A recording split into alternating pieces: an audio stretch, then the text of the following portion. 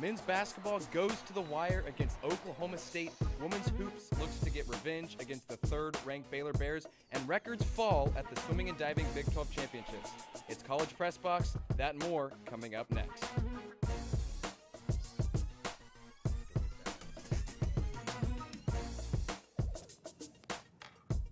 Good evening and welcome into College Press Box. I'm Thomas Fitch. And I'm Emily Stone. Thanks for joining us on this Monday night.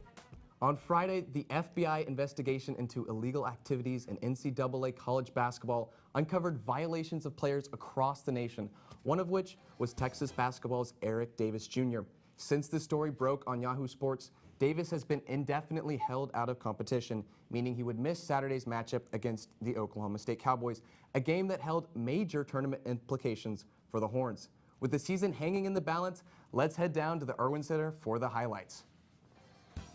And there's a look at Eric Davis suspended for this game. Jacob Young stepping up in his spot, misses it, but James Banks gets the putback. Texas trailed by as much as 10 in the second half, but thanks to shots from Jacob Young like that three, and then Kerwin Davis here driving in, stepping back, getting the friendly roll, and tying the game up with 7 minutes left. Jericho Sims going to work in the paint, gets the jumper to go.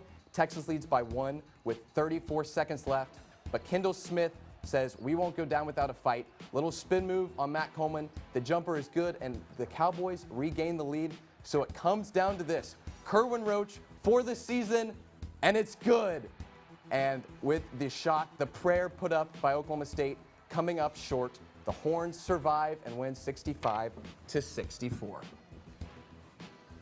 TSTV's very own Madison Hager was at the drum for all the action. Down a point with 5 seconds on the clock, the Texas Longhorns needed one play to save the season. Kerwin Roach delivered.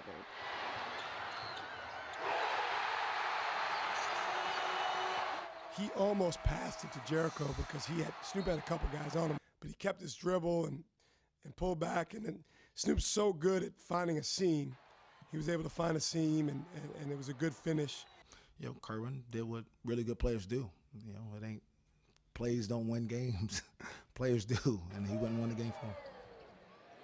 With Eric Davis held out of action, Jacob Young took advantage of the extra playing time, hitting 2 crucial second-half three-pointers. Stepping up is just my role. I'm always taught to bring a spark to the second half. Just like I'm just going to shoot it. Just going to shoot it like I shoot every day in practice. Just shot it, went in. Young wasn't the only bench player the Longhorns needed to step up. With Mo Bamba not playing in the second half due to a toe injury, Jericho Sims had to step up and completed 11 points and 7 rebounds. This isn't the first time that Mo has been out, so my coaches, my teammates always push me to step up, you know, fill in that gap.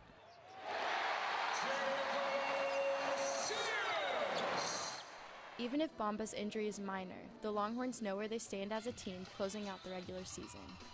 We all we got. And so the guys that we have on the floor, that's all we have, and we have to come together and stay together, and each guy's got to do a little bit more.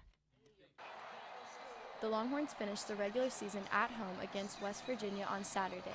For TSTV Sports, I'm Madison Hager. We now welcome on our basketball analyst, Steve Helwick, to talk Texas men's basketball. Steve, was this a season-saving win for the Texas Longhorns? It saved the season from ultimately collapsing, but does it resurrect it?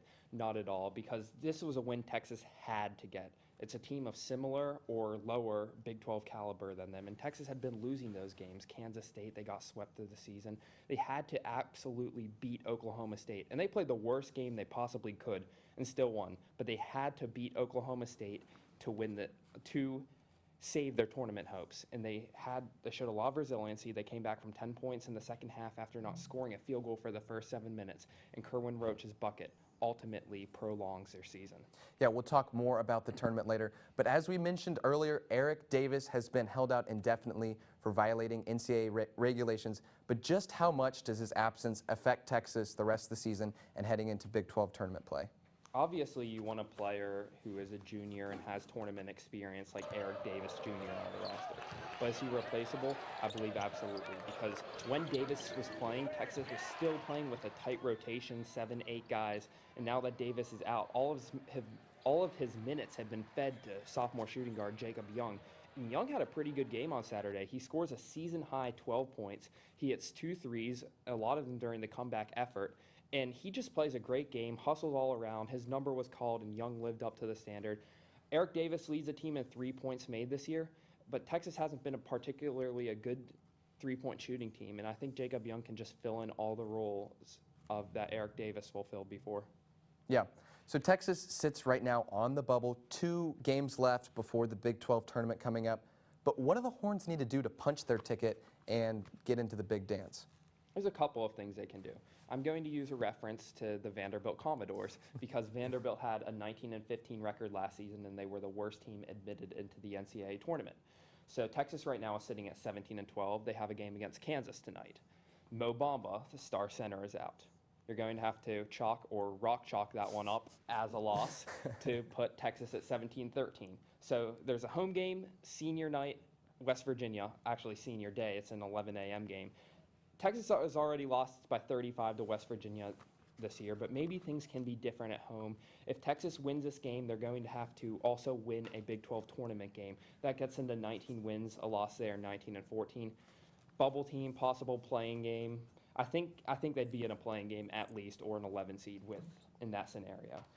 In a different scenario, let's say they blow both the Kansas and the West Virginia game.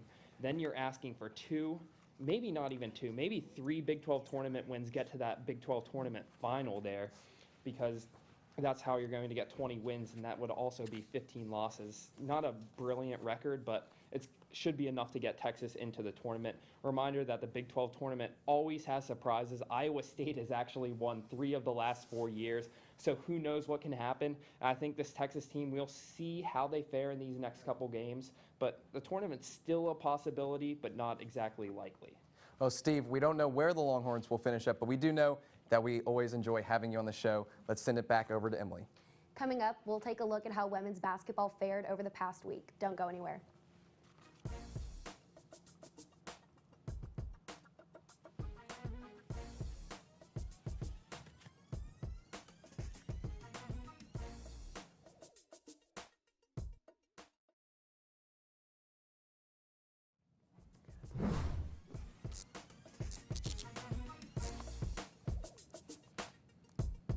Welcome back into College Press Box. Last Monday was a big game for the Texas women's basketball team, who are looking to avenge the blowout loss suffered in Waco to the Baylor Bears back in January.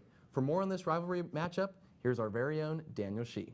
The Texas Longhorns look to avenge a 25-point loss at Waco in January by beating the number 3 Baylor Lady Bears at home. However, Baylor's nationally elite front court would dominate Texas and hand the Longhorns their second loss at home this season. You can't get away from the rebounding number at all. It was very, very clearly the difference in the game was the fact that there were critical moments that we couldn't get a defensive rebound. Kim Mulkey also believes rebounds were key to their victory. Is offensive rebounding. I thought we pretty much handled all of that. We doubled the number of offensive boards that they had. Just give them one shot. Give them one shot and don't let them have a lot of offensive boards. Senior Brooke McCarty scored career-high 35 points and kept Texas competitive throughout the game.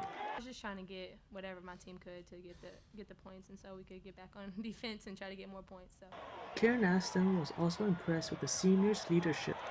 And I thought that these two sitting next to me didn't allow our team to give in at any point in timeouts, on the court. They tried to keep our team connected and positive. Texas needed a win to keep the regular season championship hope alive and also the number 1 seed in the NCAA tournament. I mean, if you look at the seedings, I didn't see what the reveal said tonight, but we're in a position to have I think, to host and to, that's very important to our team.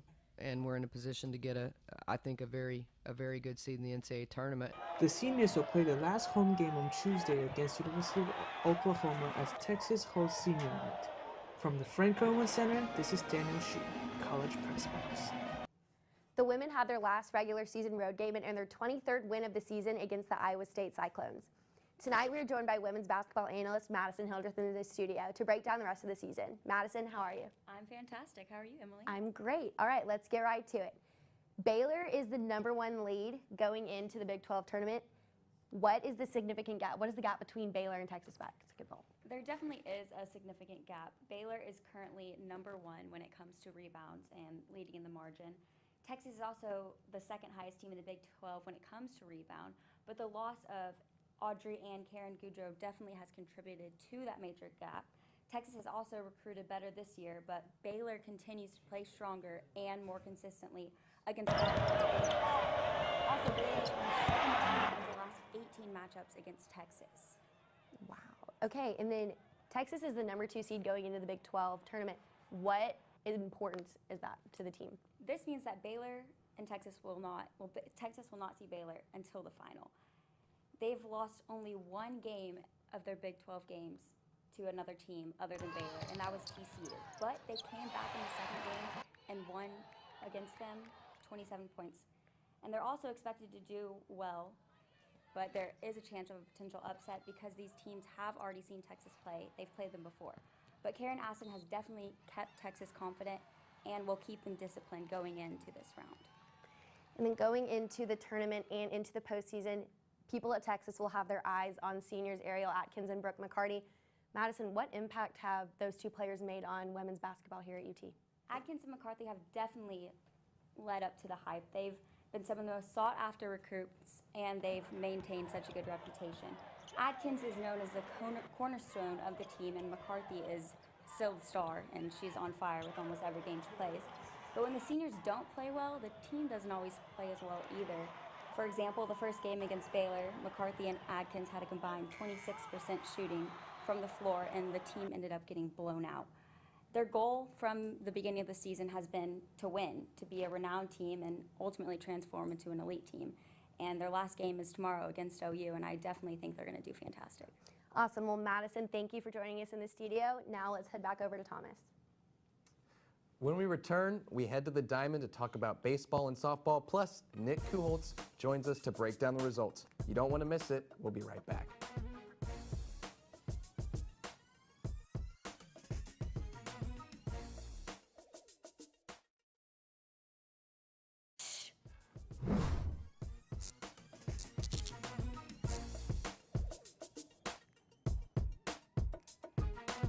Welcome back to College Press Box. Thanks for joining us on your Monday night. Over the weekend, the Texas Longhorns softball hosted the Texas Invitational over the weekend with Michigan, Ohio State, Wichita State, and Virginia Tech all involved. Texas finished the Invitational 2-3. But softball was not the only Texas team that stepped up to the plate this weekend. Texas baseball traveled to the Box in Baton Rouge for their own series of games. Thomas is standing by with baseball analyst Nick Kucholtz for the results of the series. Nick, Texas lost the first two series games to LSU on Friday and Saturday, but let's head down there and see how the Horns fared on Sunday. Bottom first, bases loaded jam for Blair Henley, but he will get the 6-4-3 double play, get out of the inning without any runs scored. And after poor starting pitching performances from Texas on Friday and Saturday, big for Henley to get out of that jam. Top three, man on third, 2 outs. David Hamilton sends a shot to right field. That'll score a run, and he'll make it safely to second for the double. And that's the second straight game Texas takes the lead first, obviously this time hoping for a much different result. Top five, bases loaded. Ryan Reynolds up the middle. That'll score 2. Texas goes up 7-0. And on Saturday, Texas was also up 5-0 to start the game as well, this time not taking their foot off the gas and increasing their big lead. Yeah, and the lead would continue. Top 7th, David Hamilton again to right field with a single. That'll score another run as the Horns win 11-1 to avoid being swept in Baton Rouge.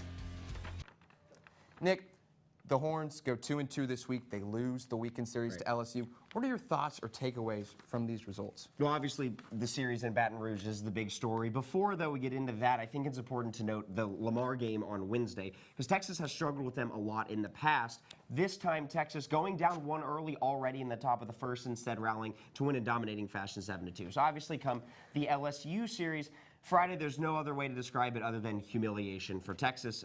13-4 blowout victory in favor of the LSU Tigers. Now, on Saturday, Texas, as mentioned earlier, went up 5-0. They had all the momentum, and it looks like they were about to do to LSU what the Tigers had done to them just 24 hours before. Instead, Texas lets up 10 consecutive runs, to LSU, and LSU comes out with the 10-5 victory. Good for the Horns on Sunday to come out with an 11-1 victory, at least come out with some sort of momentum from the series at the end. Better, obviously, to win 1 of 3 as opposed to being swept, but nonetheless a disappointing series if you're a Texas fan. Yeah, it was great to get the win on Sunday. A lot of offense in that series. But who really stood out for you for the Horns in that series? The main guy is Cody Clemens. 5 for 10. He had 5 walks as well, 4 runs scored and 2 RBIs. So of the 15 times he stepped in the batter's box against LSU, he got on base 10 of those 15 times. A very solid performance all throughout the weekend from Cody. But another guy I want to mention too, I think that deserves credit, is Zach Zubia.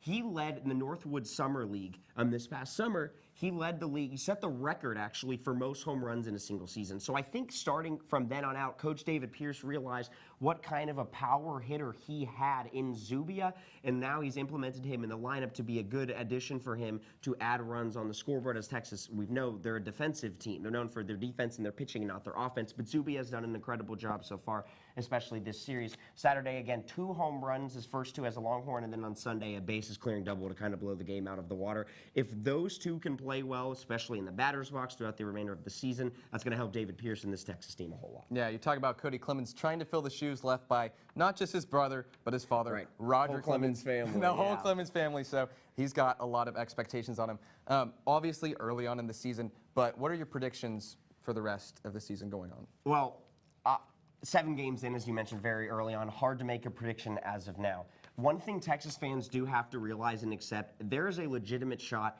that this Texas team does not even make a regional. And that doesn't have anything really to do with the talent of this Texas squad, but rather the schedule that they have remaining. At the start of the season, D1Baseball.com had Texas as the #1 strength of schedule in the entire country. And that's shown. They've already had to play LSU.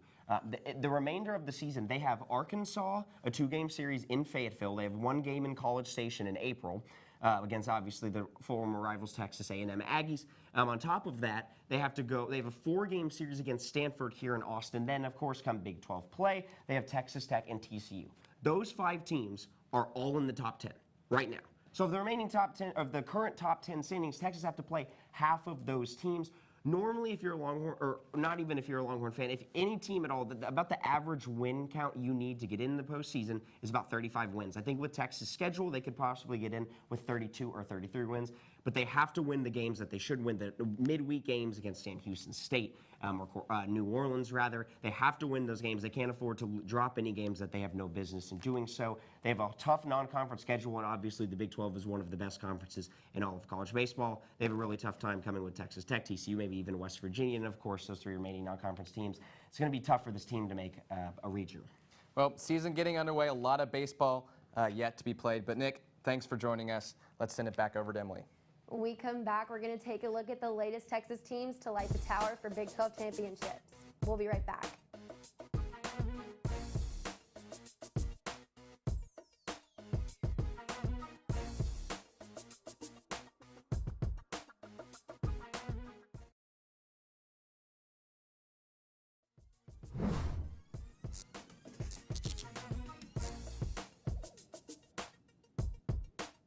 Welcome back into College Press Box. Let's take a look around the 40 acres at some teams who are in action. The 24th ranked Texas men's tennis team rallied behind 5 singles wins to defeat Georgia Tech 5-2 on Saturday. The Horns struggled out of the gates, losing 2 of the 3 opening doubles matches. Texas All-American Yuya Ito won the first of 5 straight single matches to even the team matchup, followed by teammates Colin Marcus, Harrison Scott, Christian Sisgard, and Adrian Ortiz to clinch the team victory. The Horns are 7-2 overall. Head coach Michael Center spoke with Luke Hendry following the match. We didn't execute at the beginning of the match. The first 10 minutes in that doubles first 5 minutes can be critical. So I was a little disappointed in that, but once we got behind, when we really needed to push, I thought we did a nice job today. So it was good to see us fight through some adversity. You know, there's an ebb and flow to the season. It's a long season. There are some guys that will play really well and then maybe some guys aren't playing as well. So I'm trying to find the right buttons to get everybody going in a positive direction. We feel like we can compete with anyone. You know, obviously we want to win a conference championship and we want to play for a national championship. I think if we get everybody healthy and playing their best, I like our chances. But we're not there yet, you know, but we still have a couple months to get to May. So we'll keep working and keep trying to find the right button, so to speak, and you know, I told the guys we have to stay resilient no matter what happens, and we've got to continue to compete every day in practice. If we do those two things, we'll be fine. The men's and women's track and field teams competed in the Big 12 championship this past weekend. The men finished second with a score of 129. The women added a trophy to their shelf, winning the title with 117 points. Texas volleyball suffers a big loss as the school announced Friday that freshman Lexi Sun will be transferring from the program. The former top recruit from California was a first-team honoree on the All-Big 12 team this past season and was a big part of Texas's Elite Eight run in the tournament. She has not announced yet where she will be transferring to. For the 39th consecutive year, Eddie Reese and the men's swimming and diving team took home the Big 12 championship, and the women took home their 6th consecutive conference championship. Madison Hildreth was at the Lee and Joe Jamel Swimming Center with more on the historic weekend. With the women's team ranked number 4 and the men's team ranked number 6, Texas swimming and diving dominated the Big 12 championship this past weekend. For the 39th year in a row under Coach Eddie Reese, Texas men's swimming and diving kept the conference title in Austin. Freshman diver Jordan Wendell was a star of the meet, not only winning 2 events but also breaking the NCAA record in the men's platform diving event. Senior swimmer Jonathan Roberts became the 2nd person ever to win 3 Big 12 titles in the 400-yard individual medley.